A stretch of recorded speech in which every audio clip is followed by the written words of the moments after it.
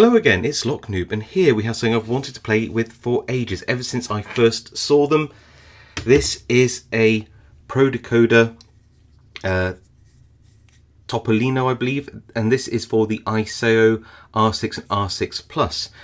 So this is a self-impressioning tool, and just look at the engineering on this. Isn't that really cool? We'll talk about how it works and why and all those kind of things, but this is brilliant. The reason why it only works on one type of lock at a time, like for example this ISO R6, is because the blade of the tool here, the tip, which is articulated, which is kind of cool, if I just show you that, is specific, of course, to different keyways with different warding. So this one is for the R6. Now, this isn't a sponsor video. I actually was very generously lent this very expensive tool by a friend. So just bear that in mind. All thoughts of my own, as they always are, and we shall take you through what this tool is, how it works and all the rest of it, and I'll talk about what I think about it at the end. So, what do you get in the kit? Well, in here, I don't really want to remove it because it's on loan, because you can basically put the tool in, pop this cap out, you get all sorts of bits and bobs, and I think some spare rings and this hex key and that kind of stuff. But you also get this 3D printed cover, and you can see here it says reset and an arrow, and you push that down. What are we resetting? Well, a bit like foil impressioning, we need to take an impression into a media which can give in response to a binding pin. In this case, these are, I'm guessing, wire EDM, cut like zigzag mini spring slider things. Essentially, you can just see how fine the engineering is here. You have these little pieces of metal, these springs, probably about less than 0.5 millimeter in depth, and they run on these tracks. I think you've got to be very careful with a tool like this, being such precision engineered. So the reason you have this reset tool is because when you want to pick a lock, you need to reset those little springs, and if I push that down, you'll see that those holes align with where those little, I'm going to call them springs, sliders if you like, are. Now with the hex tool, what you can do is you can just go along and just click, can you hear? These little springs back down into place. There's, you know, some reasonable resistance to them, you know, but you don't have to go mad. And once you've done that, you slide this out, you'll see that all of these little springs have been set to that 0 position. That's super important. Then you should be able to slide it into your keyway. But before you do that, at the back is this little sliding blade, and that will help the pins ride over this blade, especially when these have been set so there isn't any canyoning. So it's super important. But you cannot operate this tool when you've got this little extra, look how thin that blade is. A little blade is in place, probably very easy to damage, so don't do that.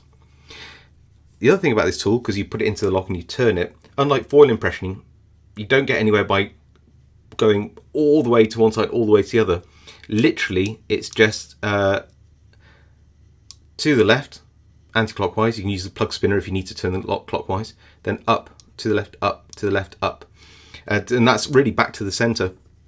The little rubber ring on here essentially just keeps the blade together and adds a little bit of return force.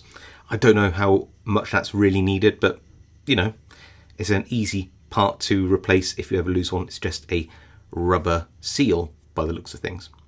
So how does this actually work? Well, the best way to show you is literally by doing a demo.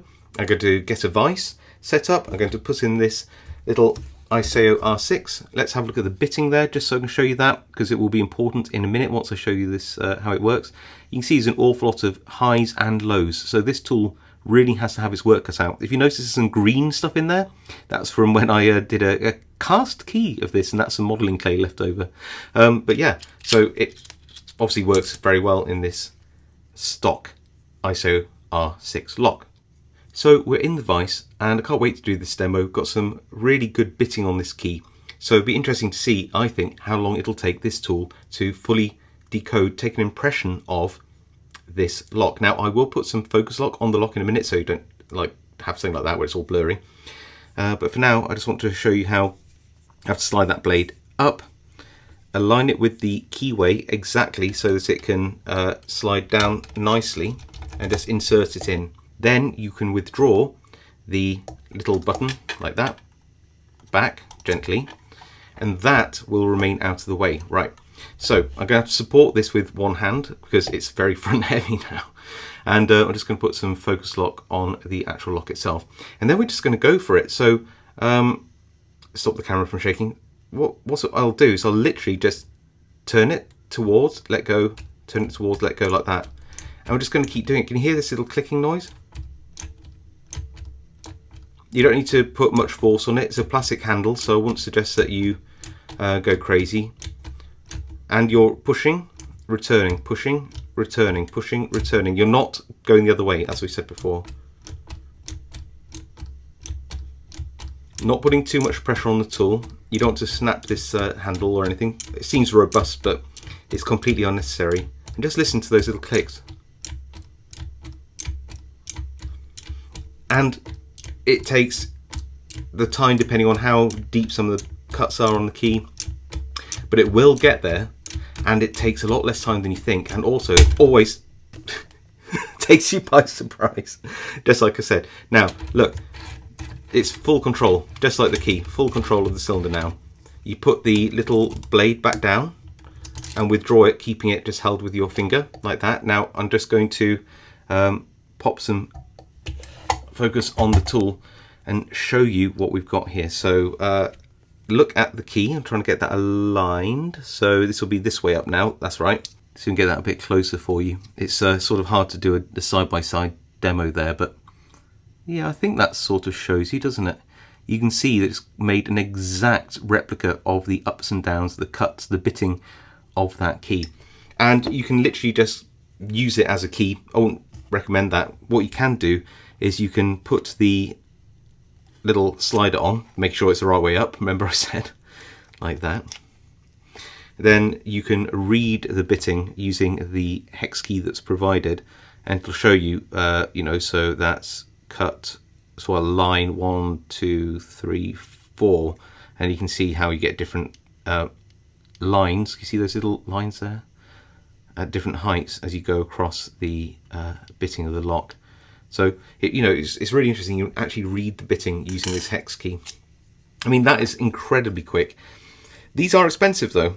Remember, you need one of these for every keyway that you want one of these for. They're being sold for around, and depends on the resellers, time you're watching this video, exchange rates, all the rest of it. And I'm not going to leave a link. If you want one of these, you can do your own shopping around. You know what the name is. These are 340 euros, which is about 301 pounds or 371 US dollars. So, you know, if you needed 5 or 6 of these as a professional locksmith, it could get expensive. That being said, it appears to be very well thought out, well engineered. It works so surprisingly well. I don't know anything about the warranties on these things or anything like that. Obviously, go check that out. But yeah, really impressive tool. I love the way this works, and yeah, just a very cool, very nicely engineered item in my opinion. Now, as a lockpicker, I find this kind of thing super fascinating, and it's great to demo and show, and you know, there's so many videos out from the company itself, I think, on how these are used and all the rest of it. But what I would say is, as a hobbyist, you don't learn a lot from this. If you're going to get anything to learn sort of impressioning in this way, then I would probably suggest you get a foil impressioning kit. You can learn a lot about that. You can even make your own kits once you have enough knowledge and you get the technique down. That you can learn something from. This, as wonderful a piece of engineering as it is, and how innovative it is, and how easy it is to use, as a hobbyist, you're just not going to get anything really from this other than a talking point and maybe an educational demo piece. If that appeals to you, then carry on. I mean, it's really cool. And as a locksmith, I think that if you were seeing a lot of high security dimple locks of one particular type, maybe the investment would be worth it. But yeah, let me know what you think in the comments. I'll be really interested to know. I do read all the comments and reply to as many as I can. If you like this video, please give it a like. If you want to see more content like this, consider subscribing because it really helps my channel out. And of course, I'll see you all next time.